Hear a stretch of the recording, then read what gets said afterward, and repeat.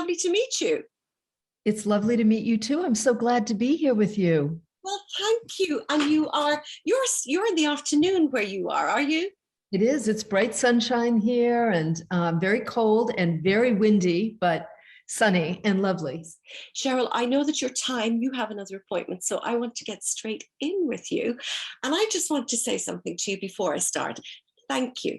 I sent you an email. It came out of the blue from a bunch of mad women in Ireland, and you ran with it. You accepted the invitation and you said yes. And we are so grateful to you for doing that. Thank you so much. You're very welcome. I would like to think that I am a mad woman from Ireland. That's my early roots. So I feel like we are kindred spirits, and that's one of the main reasons I'm here.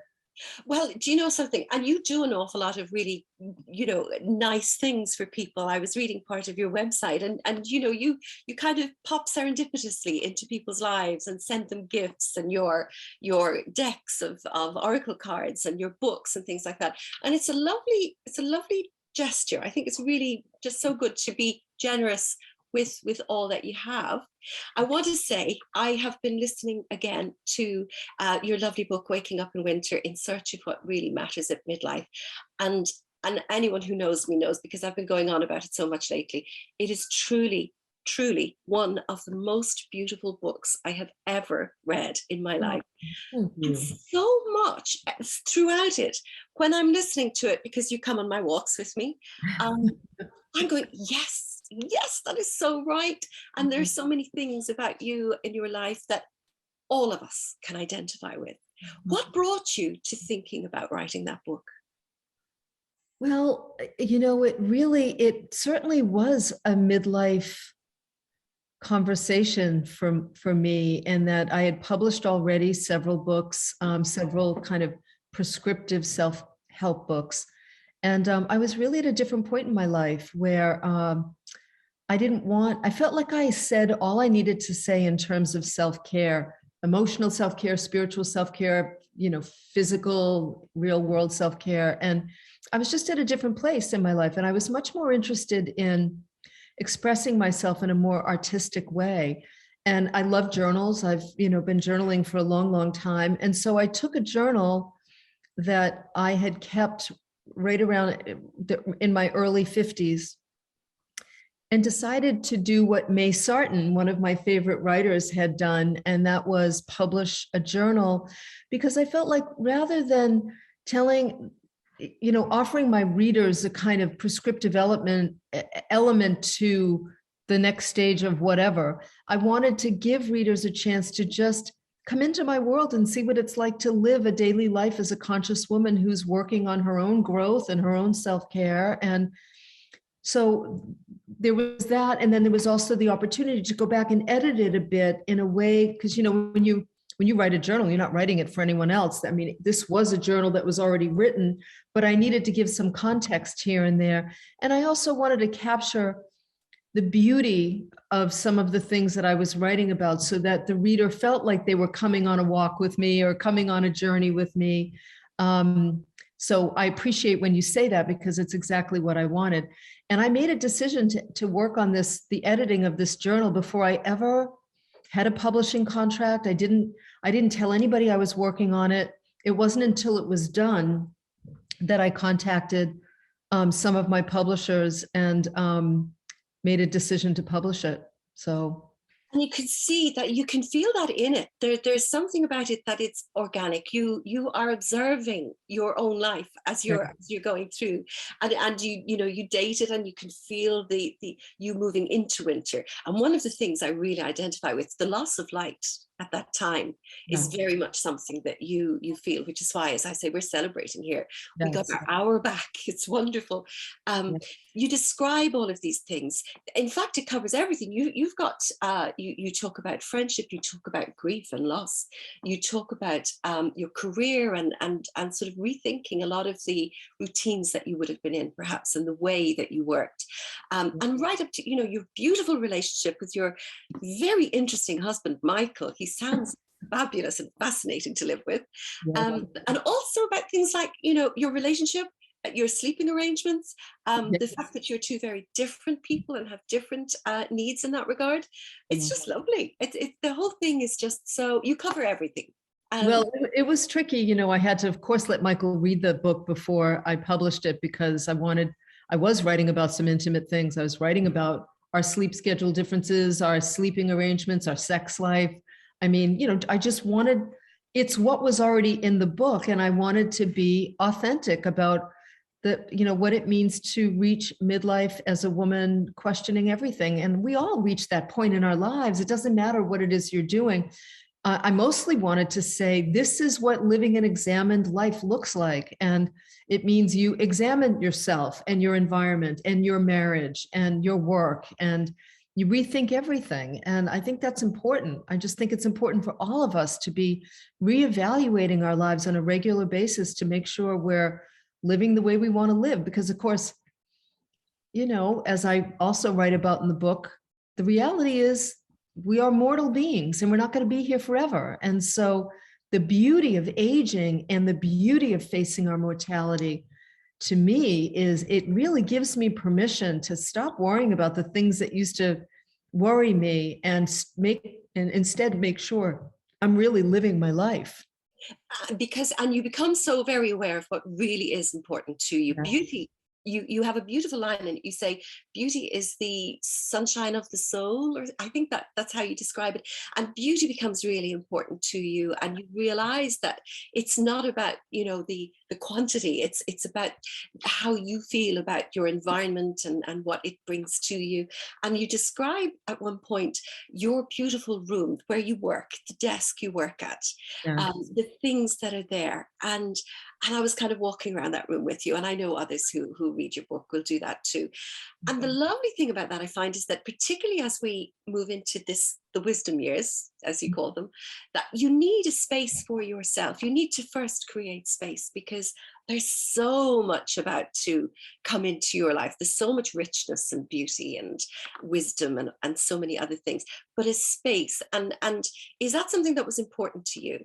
Yes. I mean, my whole life has been a quest for space. You know, I'm the oldest of 7 children, and we grew up in, you know, we were pretty poor growing up. So we all lived in a very small house together. I shared a bedroom with 3 sisters. And so I feel like in some ways I've always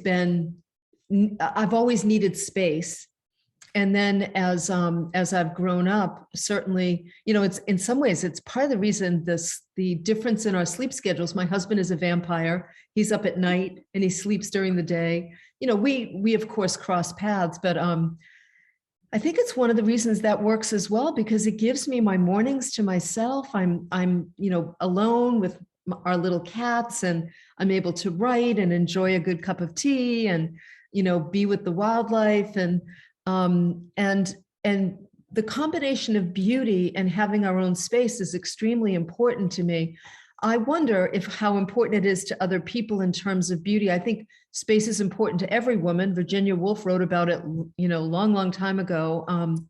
So having a room that reflects the things that are important to me or reflects my own aesthetic is important, of course.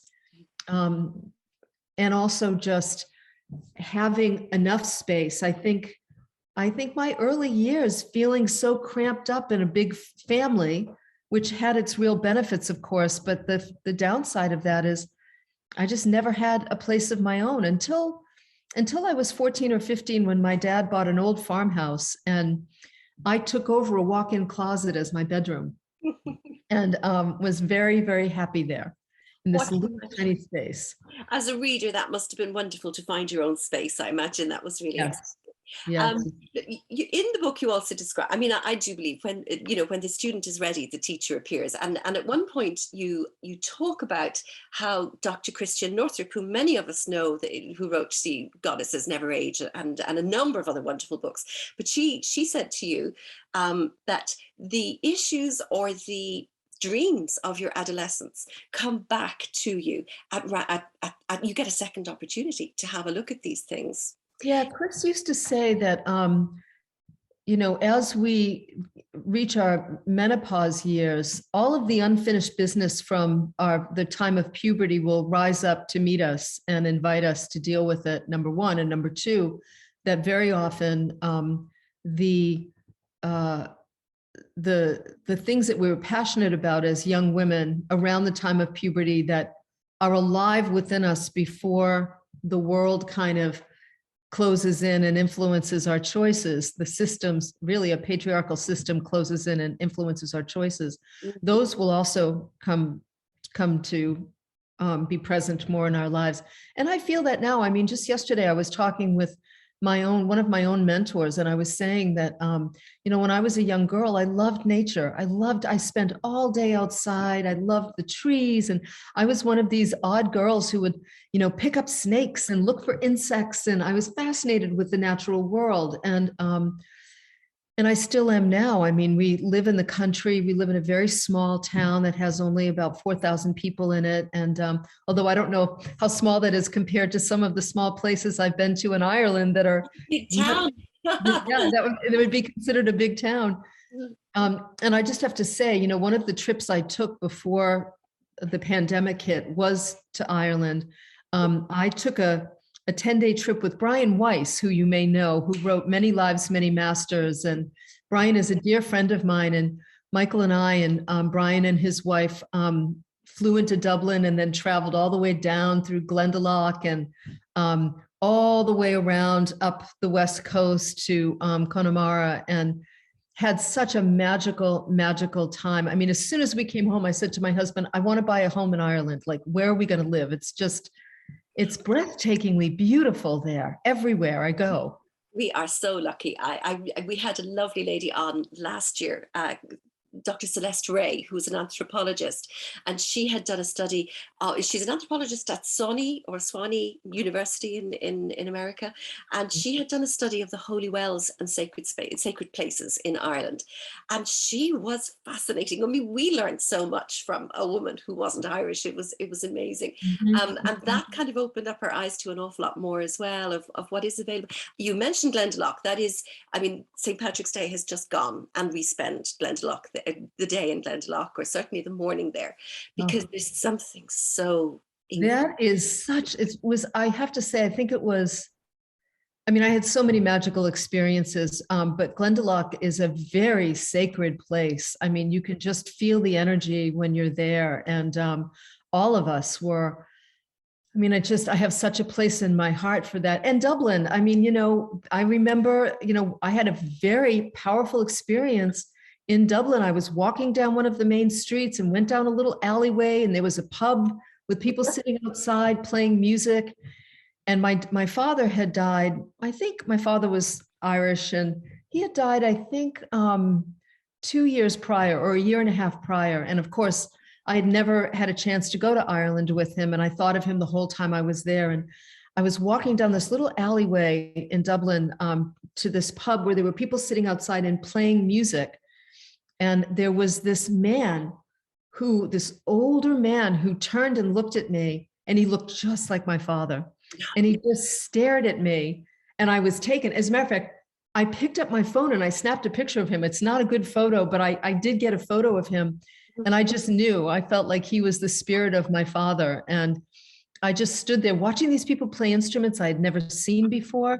And yet, something inside me really resonated. I knew that this was my motherland, and that there's a inherited kind of understanding of it, really, is there? Well, you've just brought that up. One of the lovely things was that at one point you had an opportunity to go back to something that you had done as a youngster, and that was to sing. And you have taken singing lessons. Are you still singing? Well, I'm not formally singing, taking lessons. But it's funny, I just said to my husband, Michael, the other day, I don't know what's happening to me, but I find myself singing more and more, just walking around and singing. And, I attribute that again to midlife. I mean, I'm 62 now, and I feel like,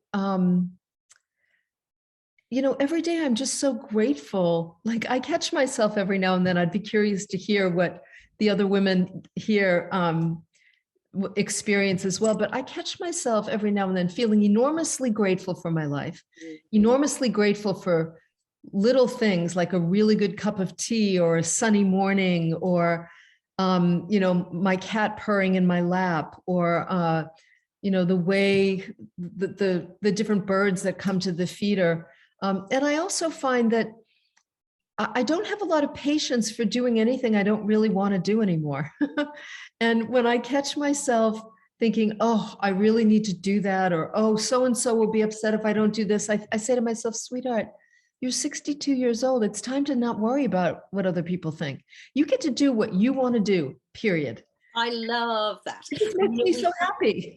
Well, we have a number of women in the group actually who have taken up, wonderful. I mean, one lady who's with us regularly took up Argentinian tango at a late stage. Oh, that's a beautiful dance, boy. That is, my husband and I studied salsa for a while, but we did Argentinian tango. We had 2 lessons, and it was clear to me it was not going to be. I would have loved it if I could have just an experienced leader leading me, but my husband was not for it at all. Yes, well, and actually one of the things I imagine is that that's very much a wonderful thing for couples to do, the sort of masculine, feminine dance, Yes. really. And I know that our friend, she has traveled throughout the South America in competitions and things. Wow. Unfortunately, pandemic has put an end to most of that now, but maybe we can look forward to seeing her again. Can I ask you, you've toured with the most interesting people. Look, you've met the most incredible people in your life. Do you have a particular fondness for the great Louise Hay, who brought us all, You Can Heal Your Life, and then that incredible book that you and she co-authored, which was You Can Create an Exceptional Life, which, as I have said to everybody here, was the book that began me on my journey, really gave me this life that I absolutely love so much. Your wisdom, your shared wisdom, is astounding in that work. Well, it's so simple though, isn't it? I mean, Louise was such Mm. a simple woman, and she would say that to me all the time. I'm just a simple woman who just wanted to help people. And it's really true. I mean, that was her motivating force, was to help people. And we traveled together. She came out of retirement. She decided to come out of retirement. She came to see me teach several times. I think she was checking me out to see if I was safe and trustworthy. And she would come to see me teach. She would sit right in the front row, which was, of course, a bit intimidating for me. What? But then she would come up afterwards and always just be so lovely to me. And then she decided to come out of retirement and agreed to write the book with me and to travel with me to teach. And I mean, as I think I wrote, I think I put it in that book, I'm not sure, but when I was 27 years old or 28 years old, I was volunteering at an educational center outside of Boston. And I was Louise's volunteer. I mean, she came to speak at this place when You Can Heal Your Life first came out. And I was assigned to her as her volunteer to pick her up at the airport and then to take her to her events.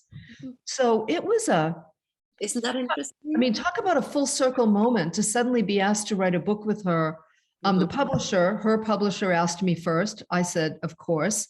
And then he asked her, and I waited to see what she would say. And she said, yes, I would love to write a book with her. And then we traveled together for a year, and I pretty much interviewed her and then wrote the book based on our experiences. And we used to always laugh together, she and I, that book was the book that you give as a gift to people who really aren't on the path and may question whether or not this stuff is, malarkey or serious, right? Yeah. And it's also a book you can put on the nightstand of your spouse or your partner if you want them to kind of get on board with recognizing that how they think influences their world, because it will grab them in some way. And people would often write to us and say, it worked. I put it on the nightstand next to my husband's bed, next to my husband's side of the bed, and he picked it up and started reading it. And he's actually thinking about, how his thoughts might be influencing what happens in his life. So because it's written that way. It's written in a way that allows you, there's something lovely. It's not judgy. it's not, do you know, actually, one of the things that somebody said about one of your books is that it's self-care with a dash of woo. And really, that's a fabulous explanation for what that work is, you know, there's a lovely sense of, you know, be wide open, because that's when the good stuff is going to come, and be, you know, and that you are basically the captain of your, you know, the master of your own ship. Louise was way ahead of her time. If you think about the little blue book that she created, Yes. that showed the emotional root causes of physical illness and then affirmations that went with them. Everybody thought she was insane at that time. They thought it was complete woo-woo and craziness that there would be any kind of link to your feelings, your thoughts, and your physical health. And of course, now we know that there is a direct link between how we think and what we end up feeling in our bodies. And I mean, we know that scientifically now. So she was way ahead of the game. And now, you know, it makes an enormous difference. I was just looking at studies recently about people who, as part of a study, exercise for 6 to 8 weeks in a very particular way that they're directed to, and people who imagine that they've exercised in that way for 6 weeks. And while the people who actually exercise improve their strength by 50%, the people who just imagined they exercised improve their strength by 35%. Like, you know, I mean, that's no, that does not mean you have to stop exercising. I see you, Maura, over there laughing, going, yes, I'm just going to think about it. I think that's my sister, actually. I think that would suit her beautifully. Because you, when you take your runs, you say that you came across this lovely lady who was looking after or healing a cat, and she was stroking the cat. And so can you describe how she was working with this cat, and she was going, healthy, strong body, healthy, strong body. Am I right? And that you say that to yourself as because you run. Yes, I don't run as much anymore as I hike and walk now, but because I'm actually more interested in, I do a lot of weightlifting in the gym because weight bearing exercise is so valuable as we get older. But I walk all the time. And yes, I used to, when I would run, I would do this mantra, healthy, strong body, healthy, strong body, healthy, strong body, which was just, it's like Louise's mantra used to be. She used to say, happy, healthy, happy, healthy, happy, healthy, dead. That's how she wanted to live her life. Happy, healthy, happy, healthy, happy, healthy, dead. Like she just wanted it. And in some ways, that's how she went. I mean, she went in her sleep in her early 90s. She was happy and fairly healthy and went to sleep and just died in her sleep. So, well, she lived some life, and she brought so much at a point, you know, and this is really why I love this particular group, the sort of Tuesday Night Club of Wise and Ageless Goddesses. And it's because so many people come to this point in their life where they're moving into what you call the wisdom years, and because of what Dr. Northrup would have said to you, things come back to you, that it's easy to slip into the low mood, I've missed the boat, or it's too late, and that kind of thinking. And yet to see somebody like Louise, who began her real life at 60. 60 years old. I mean, think about that. 60 years old, she started her publishing company. She, you know, it wasn't until she was, I think, in her early 40s that she was introduced to the Science of Mind Church and began to, you know, heard somebody say, if you change your thinking, you can change your life. So it was in her early 40s that she began her own journey and her own healing and, you know, dealing with cancer and everything else. And then, yeah, by the time she was 60, when her little blue book was taking off and she was suddenly, you know, was expanding it into a bigger book. I mean, I just think that it's inspiring. I don't know, for someone like me who's had a pretty full life, the thought of starting something big at 60 isn't quite appealing to me, at least right now. We'll see. I wanted to ask you about that because in your book, you talk about accompanying a friend or a friend of yours who's a filmmaker, and you spent time with her on set and working in the environment of filmmaking. And it dawned on me, listening to your book, that Waking Up in Winter would be an incredible film. Have you thought about that? No, I haven't. Strikes me that it would be similar to perhaps The Shift, Dr. Wayne Dyer's film. Yes, Where yes, yes, that yes. is I so. love that movie. That was a great movie, by the way. If you haven't seen it, I highly recommend that people see that. It's a really Oh, I couldn't agree with you more. And the music going through, inspiring. piano music through it, and the rest of it. The whole thing about it is beautiful. But as I was listening to that, it dawned on me that I feel in the same way that Waking Up in Winter would make an incredible film. It's a beautiful, it's a wonderful piece of work for a very important, stage evolution in a woman's life. It's beautifully observed. Everything about it is is simple and yet moving. And I'd love to see you do that. How Well, about thank that? you. Thank you. I don't know about that. It was hard enough to put such personal things in a book, although in some ways it feels like it lives longer in a book. But I think that I am at this time in my life, the things that are really important to me are my ability to cultivate a calm inner state. So meditation is really important. Aging consciously, really looking at, what's wonderful about aging and what kind of sucks about aging. And, how do we deal with those? My relationship to nature is something I'm returning to. I spend a lot of time outside. I spend a lot of time sort of tracking birds and the wildlife in my area. I've got a lot of wildlife here that's important to me. I am working on, I'm in the preliminary stages of working on a television project that is not about me and not about waking up in winter. And yet one of the great things about this stage in my life is I let life lead me, so that when opportunities come my way and I'm interested, if I have energy for them, then I'll pursue them, trusting that if things are supposed to happen, they will unfold. And so I have no attachment to the outcome with that. That's the secret, isn't it? Yeah. So anyway, I would love to, I mean, if it's possible, can we open up to questions? Absolutely. Or Who can do it? First of all, we've got Eileen has saying the Argentinian tango is very special and never too late to start. Thank you, Eileen. Pandemic stopped me in my tracks for a while, but wonderful people and wonderful adventures with tango.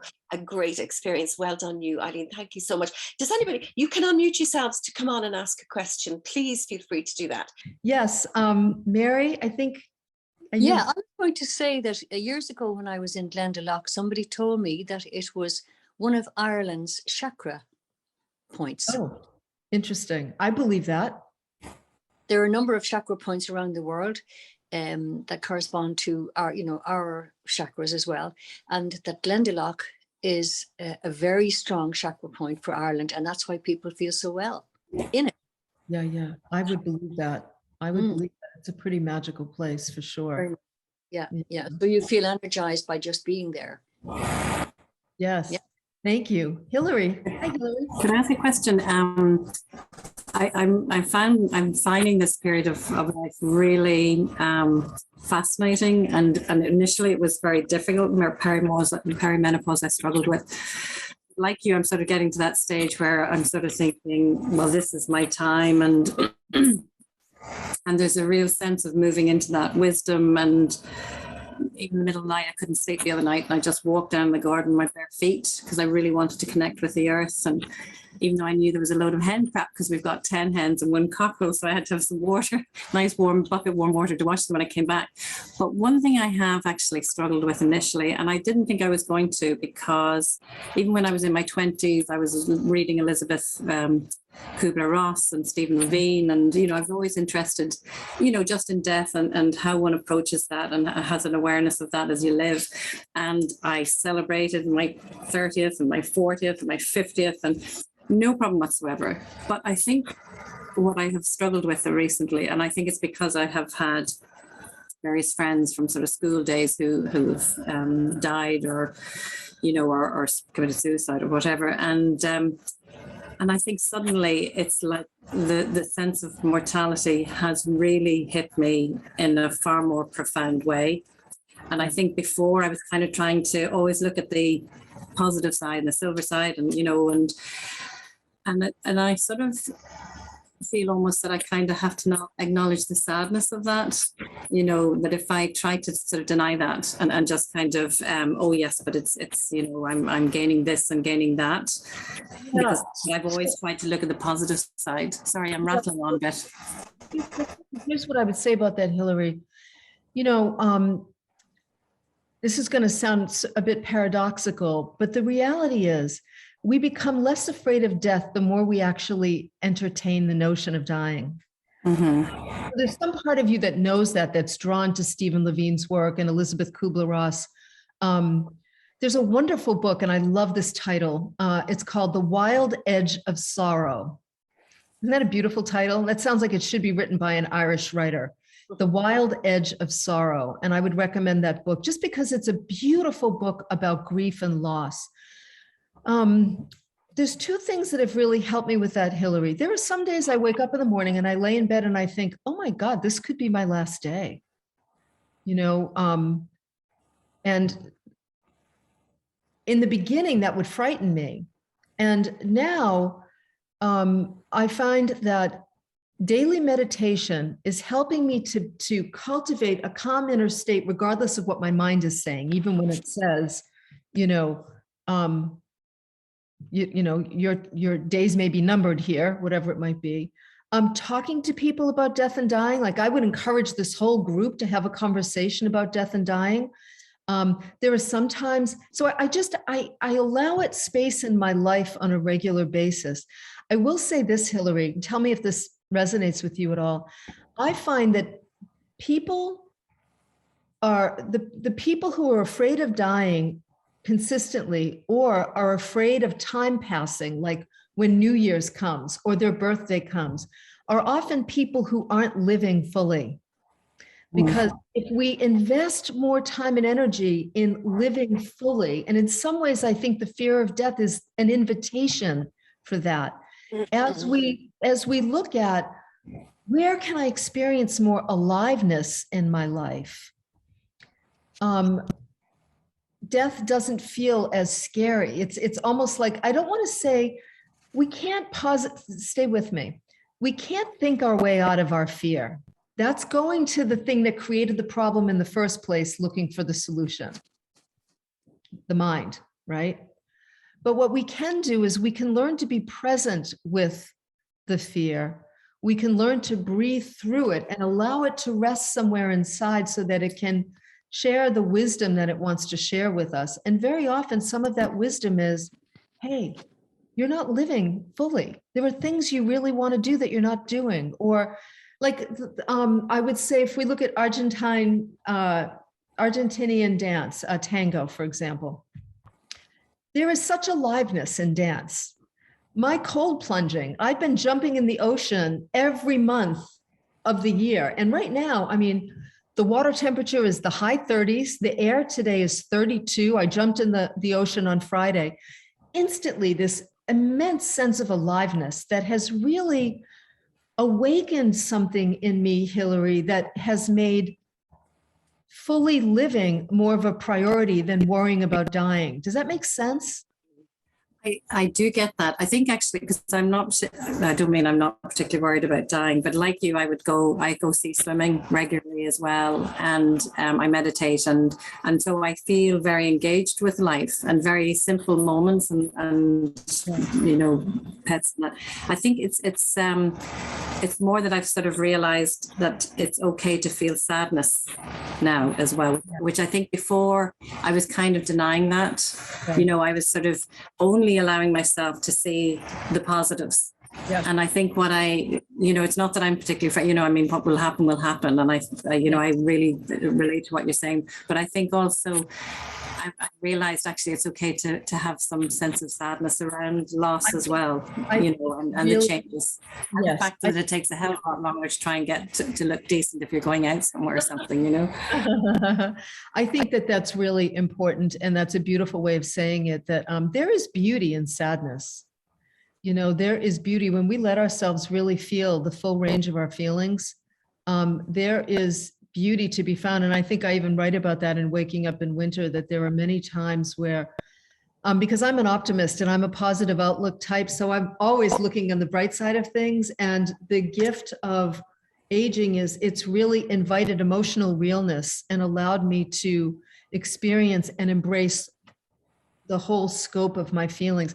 And, you mentioned, you've lost people and you've lost some people to suicide. Those are big things. And, people we have loved and lost are worthy of our grief and our sadness, right? And people we have lost through suicide is a whole other opportunity to work through a bunch of very difficult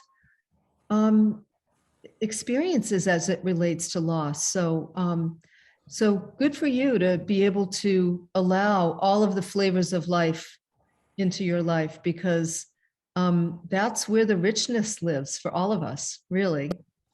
And it's often, isn't it, that the more we resist something, the more we fight against it or ignore it, the more persistent it becomes. And it's more or less, and that's very much an issue of midlife, really, because all of the things that we think that we had, where our identity is, whether it's in our career or our parenting, our, relationships or whatever else, we really have to come back and look at all of those things again very often. And the more you put them away, they just keep returning until they don't go anywhere. They hang out in the shadows waiting for their opportunity to come out and visit, for sure. Have you got time for one more? Has anybody else got it? Thank you, Hilary, and thank you, Mary, so much for those wonderfully wise.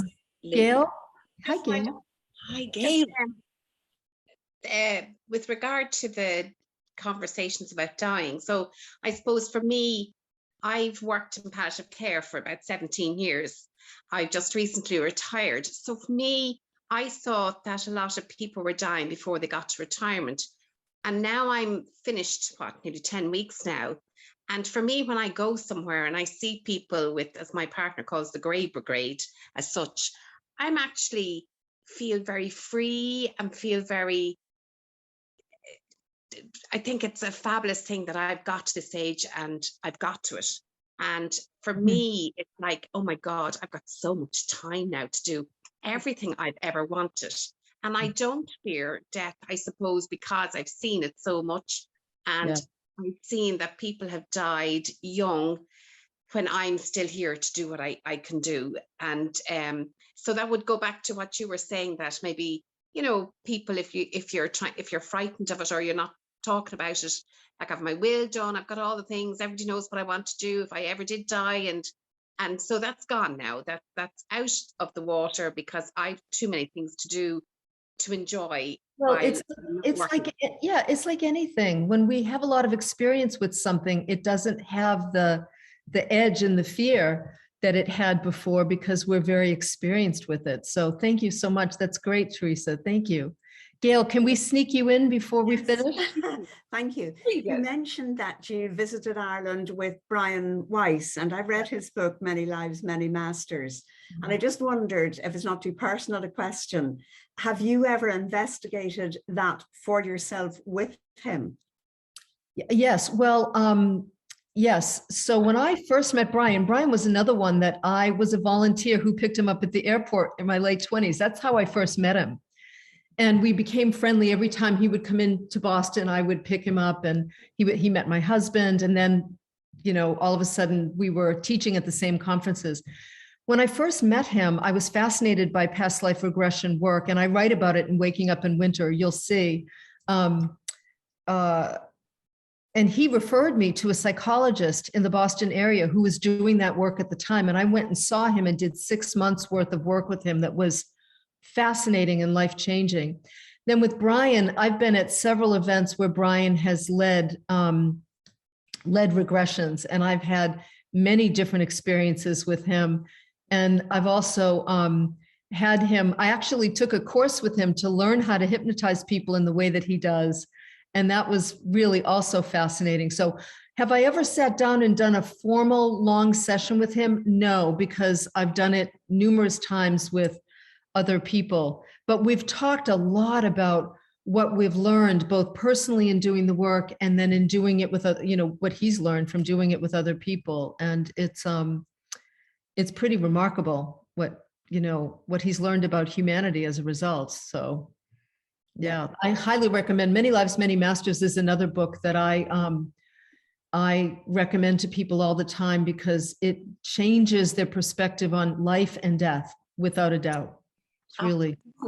Gail, I know you've read a lot of books and that you've done a lot of study in that area, haven't you? Well, most of the books I would have read would have been fictional books, but Brian Weiss's book struck me profoundly, that anyone reading that, and I recommended it to a friend of mine who lost her brother when he was in his 40s, and he had a brain tumor and sadly passed away.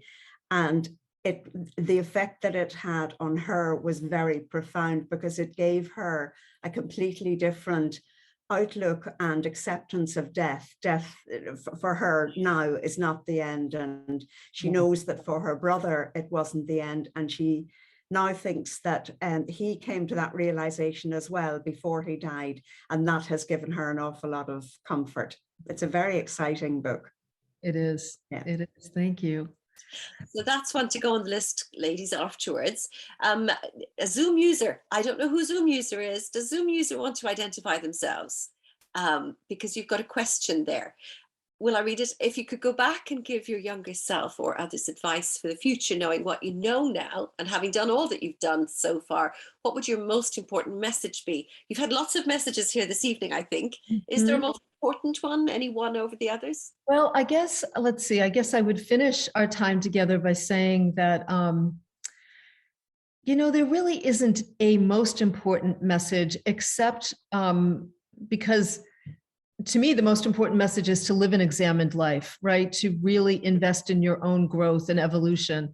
And I've done that from an early age. I feel like I sort of came into this lifetime wanting to do that. There